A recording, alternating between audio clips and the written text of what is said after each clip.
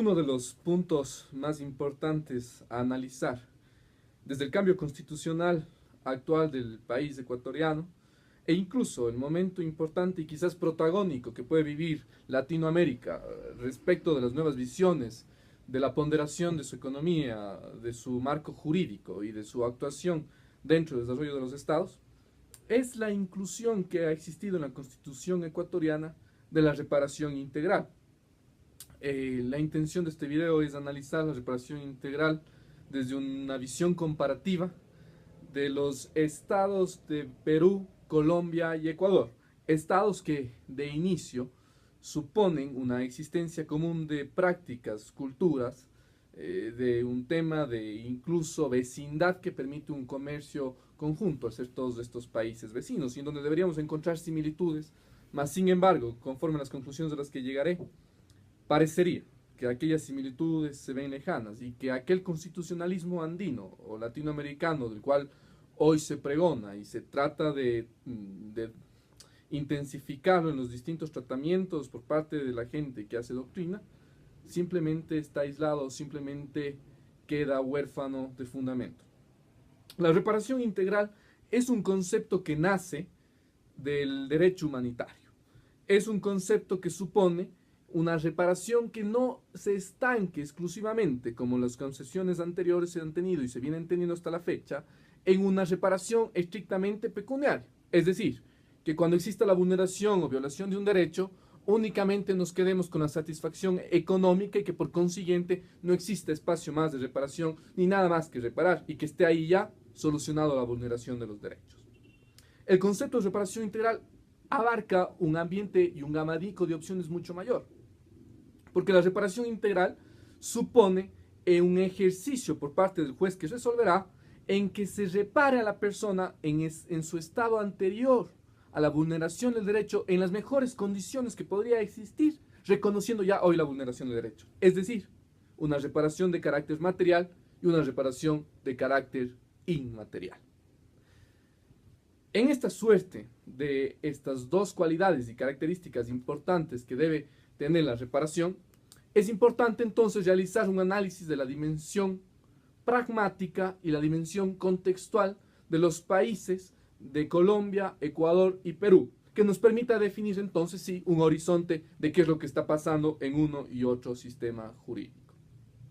Hablamos de dimensión pragmática cuando nos enfocamos en entender qué es lo que está sucediendo dentro del ordenamiento jurídico como norma escrita, como norma desarrollada, quizás sea a nivel constitucional e incluso normas secundarias, y también los actos que puedan existir por parte de actores políticos que generen efectos erga omnes, es decir, efectos generales. En tal virtud, la Constitución peruana no establece criterio alguno sobre reparación integral. Cuando habla en su artículo 200 de las garantías constitucionales, establece la acción de amparo, que sería la equiparable a la acción de protección en el caso ecuatoriano. La Constitución peruana únicamente desarrolla la definición de lo que es la acción de amparo, más no los efectos, como el caso de la reparación integral. Además, en todo el proceso de revisión integral de la Constitución no se pueden evaluar, no se aprecian criterios de reparación integral. El Estado de Perú creó un Código Procesal Constitucional. Este Código Procesal Constitucional entrega al juzgador y a la parte accionante de la acción de amparo serios e importantes criterios respecto de la funcionalidad de la acción de amparo, de los procedimientos a seguir, de los tiempos y demás.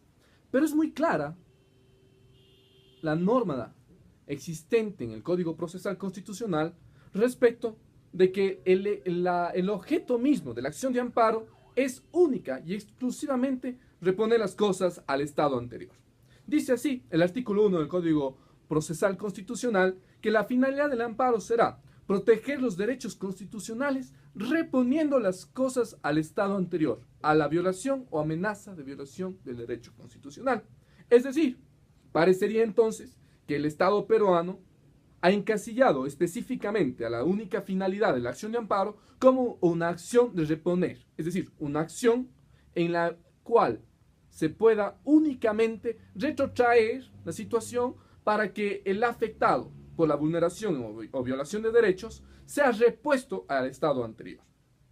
Asimismo, el artículo 51 de este código manifiesta que el contenido de la sentencia, cuando se haya ventilado y demostrado la existencia de los derechos de violación, el juez deberá poner dentro de la sentencia, entre otros, la restitución o restablecimiento del agravio en pleno goce de sus derechos constitucionales, ordenando que las cosas vuelvan al estado anterior en el que se encontraban antes de la violación.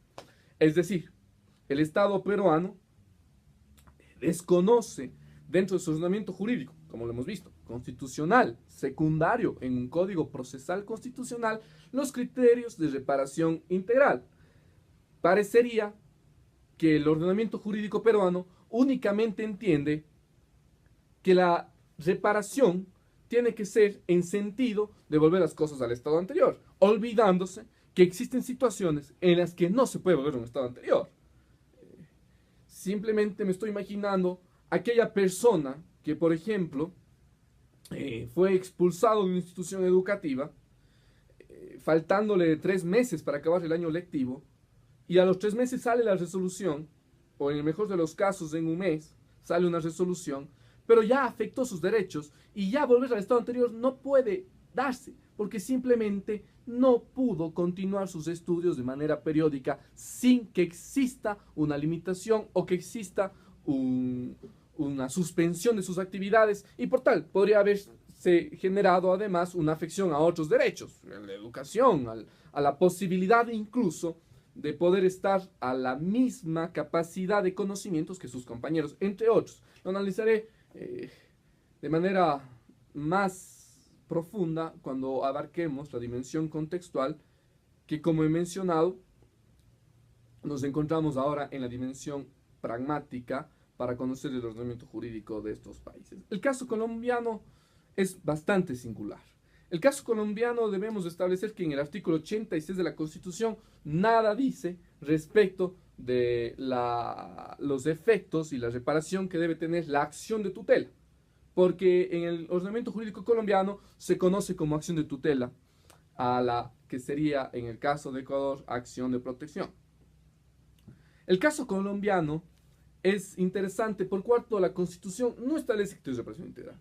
Y en la revisión integral de la Constitución únicamente se encuentra que la reparación integral es abarcada respecto de las atribuciones que tiene el fiscal general de la Nación para la investigación de casos, y que en ese supuesto tiene que pedir reparación integral para las víctimas. Pero no dice respecto de garantías constitucionales o jurisdiccionales o concretas específicamente respecto de la existencia o el deber de existir esta reparación integral. Así, el decreto reglamento 2591, generado por el presidente de la República de Colombia, es uno de aquellos cuerpos normativos en donde se hace un desarrollo importante de la acción de tutela. Al hacer este desarrollo importante, abarca distintos espacios que nos permiten entender procedimientos, competencia y otras cualidades de la acción de tutela. Y respecto de la reparación integral, que es lo que nos interesa para esta discusión, dice lo siguiente, el artículo 6.1. Cuando existan otros recursos o medios de defensa judiciales, salvo que aquellas se utilice como mecanismo transitorio para evitar un perjuicio irremediable, la existencia de dichos medios será apreciada en concreto, en cuanto a su eficacia, atendiendo a las circunstancias en que se encuentra el solicitante. Se entiende por irremediable el perjuicio que solo pueda ser reparado en su integridad mediante una indemnización.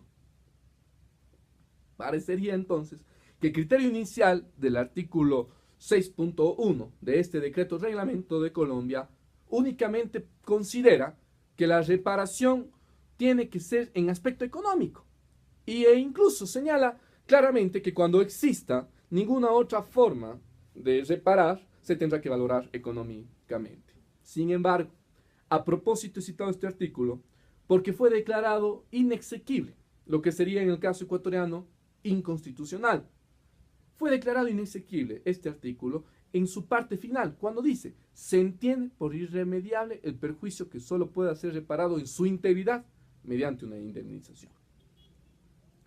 Este inciso final fue declarado inconstitucional, inexequible en el sistema colombiano, en virtud de que ya nos permite entender que la Corte colombiana constitucional tiene ya una visión distinta de lo que tiene que ser reparación.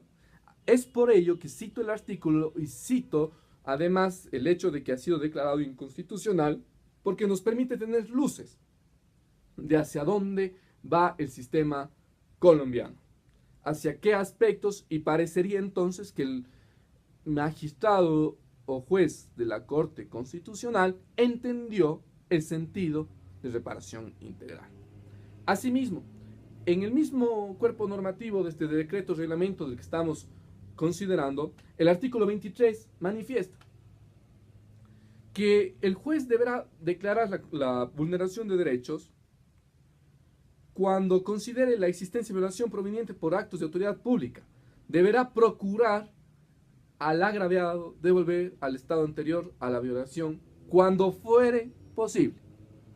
Es decir, al poner taxativamente cuando fuere posible, significa que hay otras condiciones en las que no habrá cómo hacerlo, en las que no será posible una reparación de tipo devolver al estado anterior de las cosas. Porque simplemente volver al estado anterior es limitar la reparación integral. Eso no se puede en reparación integral. También dice, finalmente, este mismo artículo 23, en todo caso, el juez establecerá los demás efectos del fallo para el caso concreto. Cuando manifiesta los demás efectos del fallo, nos da luces entonces y nos da a entender de que podrían haber otras formas de reparación distintas a volver al estado anterior de las cosas y distintas únicamente a lo pecuniario, distintas a lo económico. El caso ecuatoriano, en la misma dimensión pragmática que venimos analizando, la Constitución del Ecuador es clarísima en su artículo 86 al dar las disposiciones generales respecto de las garantías jurisdiccionales. Y en ello, aparte de hablar de las formalidades y el establecimiento de no muchos requisitos formales para la posibilidad de accionar al órgano jurisdiccional respecto de la violación de derechos de una persona, aparte de ello, nos permite claramente identificar la existencia de reparación integral en la Constitución del Ecuador. Pues lo dice expresamente el artículo 86 en su numeral 3, en la parte pertinente, que deberá el juez, además, ordenar la reparación integral, material e inmaterial, y especificar e individualizar las obligaciones positivas y negativas a cargo del destinatario de la decisión judicial. Es decir, este artículo nos da luces de que en el caso ecuatoriano, desde el nivel y el rango constitucional, ya se han establecido criterios de reparación integral e incluso que está obligando al juzgador a poder realizar la reparación integral. Este es el caso de la acción de protección, que supone una evolución importante de la antigua acción de amparo que reconocía la Constitución de 1998 ecuatoriana, y que hoy en la Constitución del 2008, bajo un modelo de un Estado social de derechos y justicia, se debería, por el hecho del artículo 1 ecuatoriano, al calificarlo como Estado de derechos y de justicia, buscar mecanismos efectivos para realizar esta justicia. Celeridad, debido proceso, además. Pero por supuesto, reparación integral, que estaría la Constitución ecuatoriana reconociendo. El artículo 18 de la Ley Orgánica de Garantías Jurisdiccionales y Control Constitucional parecería que inicialmente permite entender una comunión entre el legislador y el constituyente que realizó la Constitución. Parecería que se identificaron y que además se entendieron en el criterio de establecer una reparación integral. Pues el artículo 18 da una lista muy importante de las formas en las que se puede reparar integralmente. Incluso considero que hasta ambigua, porque son muchos ejemplos, muchas consideraciones, muchas posibilidades que en un caso concreto, al juzgar unos específicos hechos, podrían quizás dar un criterio, pero quizás podríamos ir más allá. por lo cual considero que llegaría a ser ambiguo, pero no importa, porque hace criterios de reparación integral y está reconociendo entonces el legislador lo que el constituyente lo dijo por intermedio de la Constitución. Sin embargo, existe un problema importante entre el artículo 17 y 19 de la Ley Orgánica de Garantías Jurisdiccionales y Control Constitucional, que manifiestan que cuando exista dentro de la reparación integral una reparación de carácter económico, deberá ventilarse en un nuevo juicio. El hablar de que la reparación económica dentro de la reparación integral, porque por supuesto la reparación integral también puede abarcar temas económicos, pero que esta exclusividad económica tenga que iniciarse en un nuevo juicio para cuantificar, supone, a mi punto de vista, una vulneración de derechos. E incluso un divorcio en el entendimiento entre el legislador y el constituyente del que estaba hablando anteriormente. Y este divorcio existe por cuanto se aparta absolutamente del modelo de Estado, de un Estado de derechos social y de justicia. Se aparta totalmente de criterios de la Corte Interamericana de Derechos Humanos, que lo citaré a continuación de esta exposición. Por cuanto viola el artículo 25 de la Convención Americana, el artículo 63.1 de la Convención Americana sobre reparación integral y el 25, que es relativo a la celeridad que tiene que existir en los procesos judiciales. Estamos hablando de que nos encontramos frente a una vulneración de derechos grave, que por la gravedad no podemos ir ante la vía ordinaria, que no podemos esperar un juicio ordinario y los tiempos de un juicio ordinario, por cuanto la violación de derechos me está generando un perjuicio importante respecto de mis derechos fundamentales y derechos constitucionales. Es decir, bajo esos principios y entendiendo que ese es el sentido de una garantía jurisdiccional, que ese es el sentido de la acción de protección en el caso ecuatoriano, más se puede establecer que debe iniciarse un nuevo juicio para cuantificar el tema pecuniario. Dice, además, este artículo 19, que cuando sea una acción de protección presentada en contra del Estado, se deberá ventilar un nuevo juicio ante el Tribunal Contencioso Administrativo. Entendemos de que la acción de protección puede ser conocida por cualquier juez de instancia, juez constitucional, y que el hecho de que para realizar una evaluación pecuniaria tenga que ir ante un juez contencioso administrativo me implica tiempos, me implica la pérdida de recursos, me implica una ponderación, y en el sentido de ponderación me refiero a mayor grado de gravedad respecto de la violación del derecho que estoy reclamando sea reconocido para poder reparar. Además, atenta contra el principio de inmediación. Se rompería absolutamente. El juez que cuantifica los daños económicos no va a conocer más que la resolución anterior, pero no conocerá realmente quizás el sufrimiento de la persona cuando se trate de un caso de aquellos, o los problemas que está psicológicamente viendo la persona, porque se rompe simplemente el principio de la inmediación. Esto, a mi punto de vista, es una vulneración más grave, además que genera tiempos, ¿no? Posteriormente hablaré de una sentencia de la Corte Constitucional que parece aclarar el punto al que he debido mencionar. Sin embargo, eso lo haré en un análisis de la dimensión contextual que nos permita entender ahí sí, entonces, esa comunión que debe existir entre el ordenamiento jurídico y la sociedad. Finalmente, es importante en esta parte de la dimensión pragmática mencionar que la reparación integral ha sido reconocida ampliamente por la Corte Interamericana de Derechos Humanos.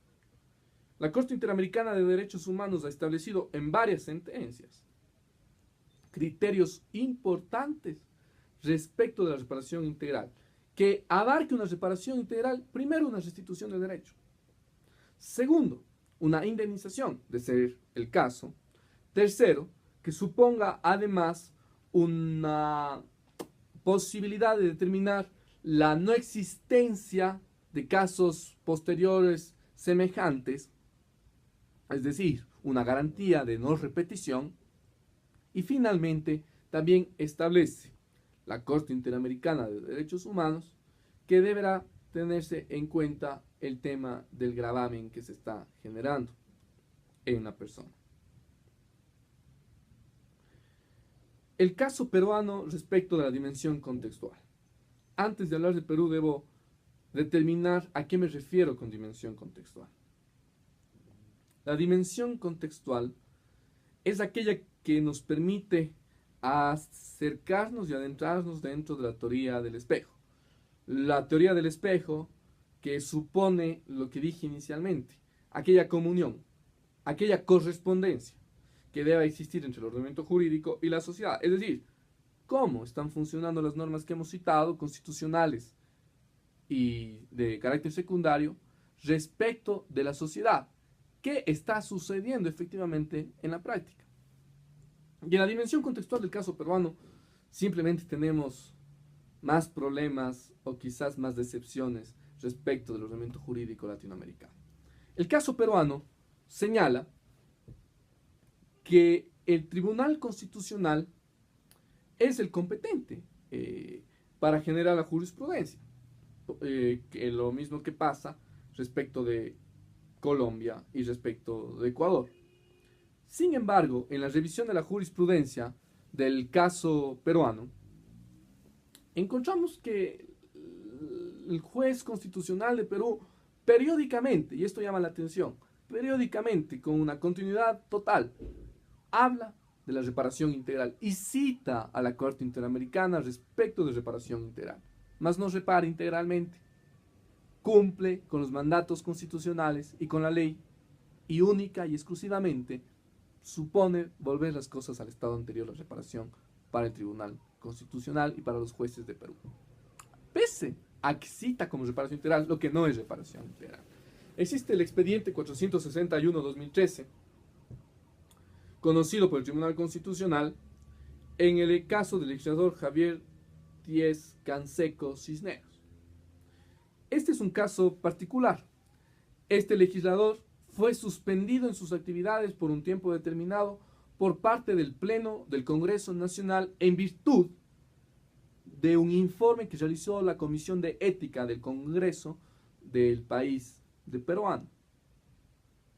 En este informe se establece que el asambleísta Canseco, que buscaba presentar un proyecto de ley en materia económica, estaría única y exclusivamente beneficiando a familiares suyos, a su excónyuge, a sus exparientes e incluso a actuales parientes que él tenía. El asambleísta o legislador va al Tribunal Constitucional, el Tribunal Constitucional dice que en efecto existe una vulneración de derechos y que resuelve declarar nulo el informe de la Comisión de Ética y la decisión del Congreso Nacional. Y segundo, que reponiendo las cosas al estado anterior a la violación de los derechos constitucionales del actor, se ordena, como reparación integral, ojo, a la Comisión de Ética Parlamentaria que proceda a emitir un nuevo informe final teniendo en cuenta lo establecido en la presente sentencia, bajo responsabilidad y que culmine a la brevedad posible en el procedimiento iniciado contra el actor. Es decir, un legislador no perdió su credibilidad moral con lo que le hizo el Congreso, si es que llegó a ser demostrado de que no había un conflicto de intereses. El legislador no perdió la credibilidad de sus votantes, no perdió la credibilidad de a quienes representa conforme al principio democrático.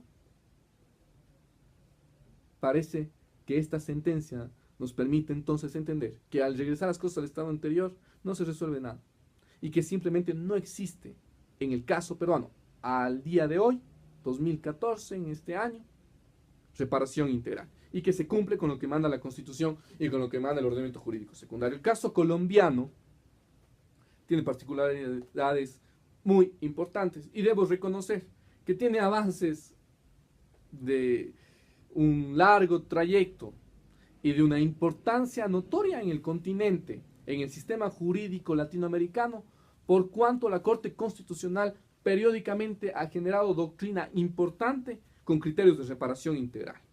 Ha citado normas de la Corte Interamericana de Derechos Humanos respecto a reparación integral, ha citado jurisprudencia de manera vasta respecto de la reparación integral y ha generado en consecuencia una doctrina importante para el continente latinoamericano, el caso colombiano. Y es que existe una sentencia unificadora en Colombia, que es la 254-2013, también muy reciente, que nos establece un parámetro importantísimo para entender la reparación integral en la dimensión contextual de lo que está sucediendo respecto de Colombia. Dice claramente esta sentencia, que es una sentencia que trata sobre el desplazamiento forzado de personas, que la reparación integral es una reparación y un tema de clara relevancia constitucional, manifestando así que esta relevancia constitucional se tiene que ver expresada en las sentencias que realicen los distintos juzgadores respecto de la acción de tutela colombiana. Y dice una parte textualmente citada: el derecho a la reparación integral de las víctimas de desplazamiento forzado no se agota de ninguna manera en el componente económico, a través de medidas indemnizatorias de los perjuicios causados, sino que por el contrario, la reparación integral es un derecho complejo que contiene distintas formas o mecanismos de reparación como medidas de restitución, rehabilitación, satisfacción, garantías de no repetición. Esto de restitución, rehabilitación, satisfacción y garantías de no repetición, sin lugar a dudas, es una cita de la doctrina de la Corte Interamericana, que el caso colombiano entonces sí nos permite entender que existen claros criterios de reparación integral y que incluso se obedece a las obligaciones internacionales como debe ser de un Estado cuando actúa de buena fe y con gobiernos que ponderan a los derechos de los ciudadanos. Es decir, se compromete de manera vinculante a cumplir con las sentencias de la Corte Interamericana y con la jurisprudencia que debe ser tan importante para cada uno de los estados cuando estos son democráticos. El caso ecuatoriano en la dimensión contextual. Para ejemplificar y demostrar de mejor manera el caso ecuatoriano, me he permitido citar a la doctora Claudia Storini y al doctor Marco Navas en su libro La acción de protección, la realidad en el Ecuador. En este libro manifiestan los autores estadísticas importantísimas respecto de qué es lo que sucede y qué es lo que existe en el contexto ecuatoriano sobre la reparación integral. Y es importante citar estas estadísticas, porque de una muestra de 2.000 personas realizada en las ciudades más importantes del Ecuador, se determina que la acción de protección en primera instancia únicamente es concedida en un 32% y que no es concedida en el 68%. Es decir, guarda quizás una distancia importante la no concesión frente a la concesión de la acción de protección. Además, estas estadísticas nos establecen que los jueces primero y de manera mayoritaria, absoluta casi, están generando en sus resoluciones una cesación de la vulneración o una restitución del derecho vulnerado. En segundo lugar, los jueces están haciendo una reparación en tipo material, es decir, económica.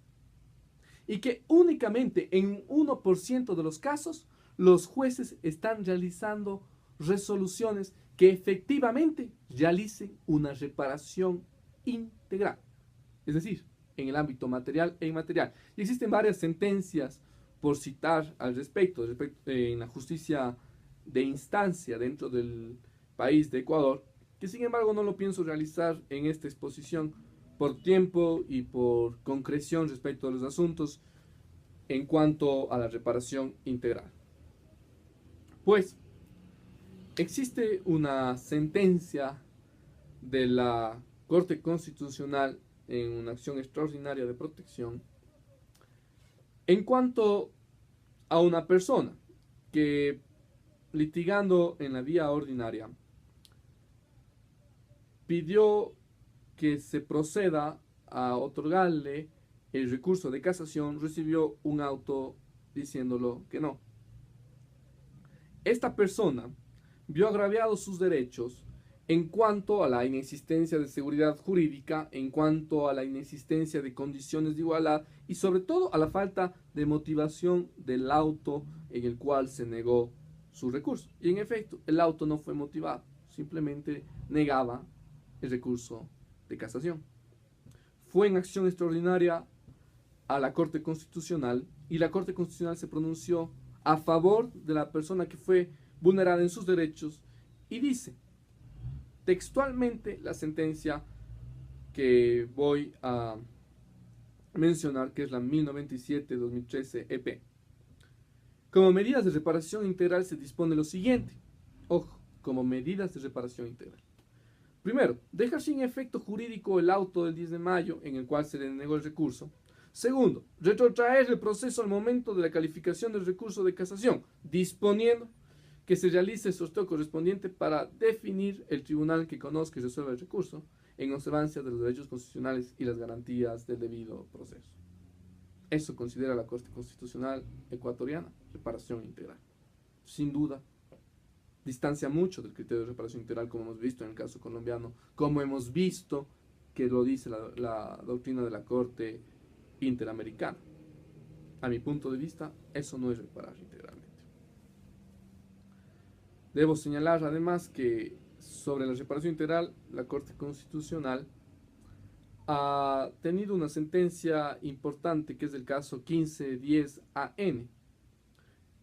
Esta sentencia de este caso, pues, lo que hace en primer lugar es decir que la reparación integral tiene que proceder, y que la reparación integral es importante para el contexto del evento jurídico ecuatoriano, y que se comulga perfectamente con el criterio del Estado y el modelo de Estado que tenemos. Pero además dice que la reparación integral es aquella, en el caso ecuatoriano, que tiene la expectativa de generar derechos constitucionales en mayor medida a partir del cambio de paradigma constitucional.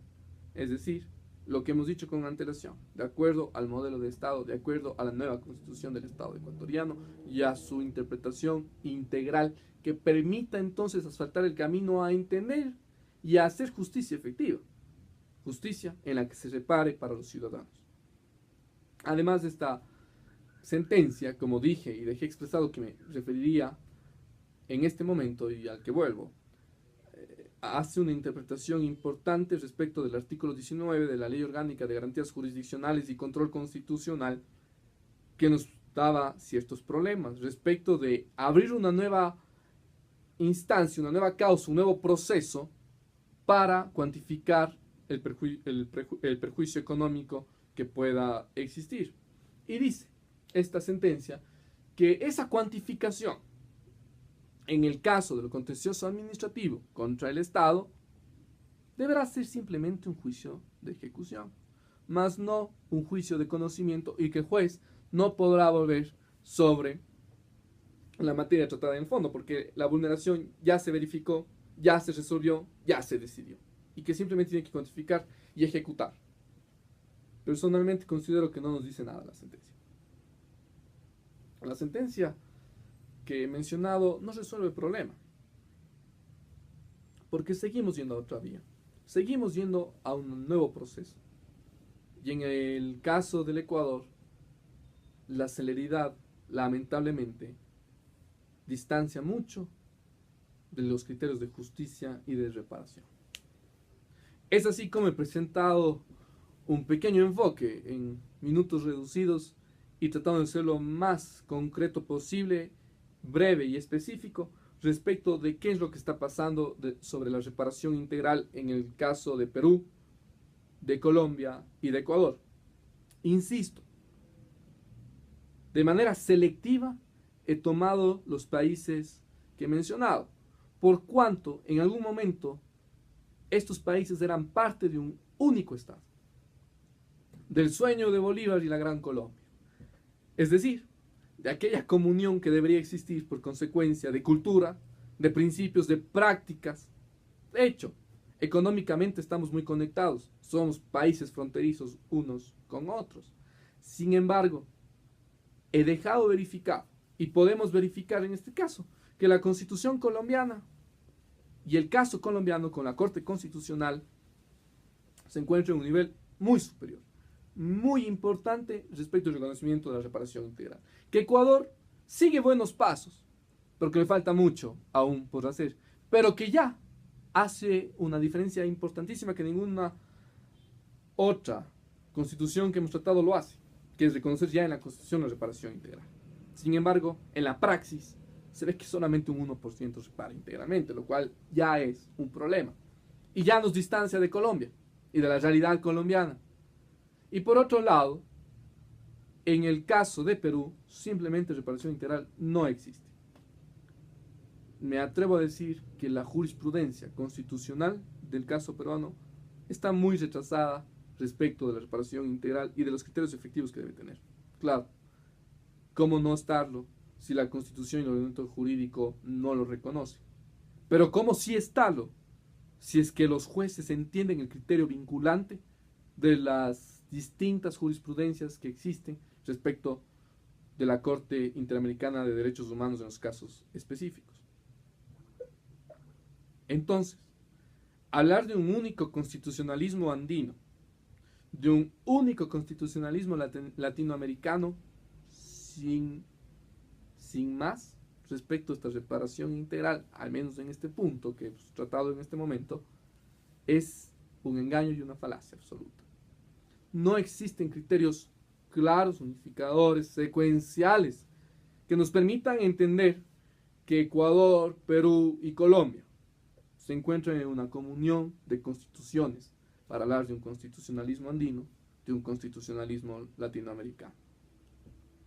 La reparación integral es necesaria para hacer justicia, para el reconocimiento de los derechos y para efectivamente mejorar las condiciones de vida de los ciudadanos, de aquella vida digna que nos convoca a que sea respetada y que lo hace la Corte Interamericana de Derechos Humanos.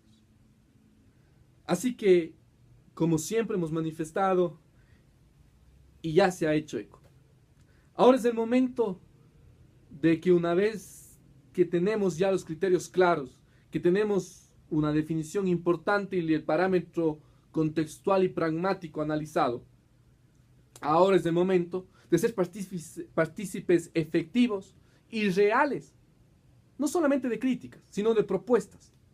Y este es el primer paso, el poder observar la realidad, el poder observar qué es lo que está sucediendo y qué es lo que nos está mandando a que suceda el sistema interamericano.